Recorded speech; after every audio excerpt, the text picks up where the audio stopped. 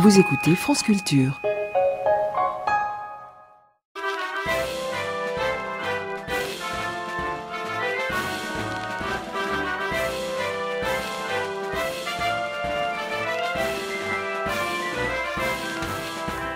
Il y a, Simone, une petite phrase qu'on entend ou qu'on lit souvent, très souvent, trop souvent en ces périodes troublées. Cette petite phrase, c'est « Merci de votre compréhension ». C'est plutôt aimable, non? Peut-être, mais moi, je ne veux pas qu'on me remercie de ma compréhension avant que j'aie personnellement exprimé cette éventuelle compréhension.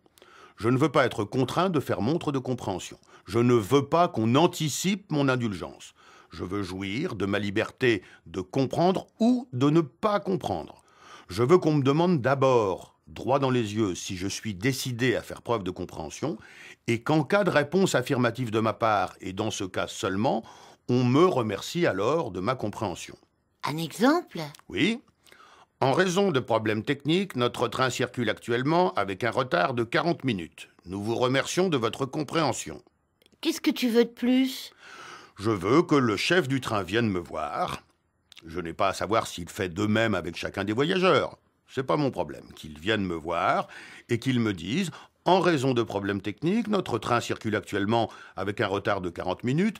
Quel est votre sentiment personnel à cet égard?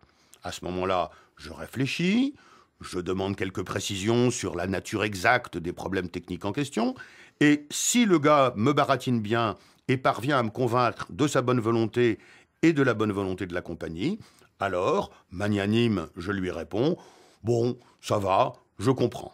Et là, il peut enfin me répondre légitimement « Merci de votre compréhension ». Comment vois-tu les choses sur le plan pratique? Je te le répète, ce n'est pas mon problème, Simone. Je n'ai pas à savoir ce qui se passerait si tout le monde était comme moi. Bon, j'imagine que ça prendrait pas mal de temps, mais ça m'est égal. Je ne supporte pas qu'on me remercie d'une compréhension que je n'éprouve pas. Tiens, une pancarte, pour cause d'entretien, cet appareil est momentanément indisponible, merci de votre compréhension. Eh non, c'est un peu court. Qu'on me fasse préalablement un courrier, plutôt, pour m'expliquer par le menu les tenants et aboutissants de cette indisponibilité momentanée, qu'on attende que je me prononce par retour du courrier, et alors seulement qu'on affiche l'affichette qui me remercie de ma compréhension.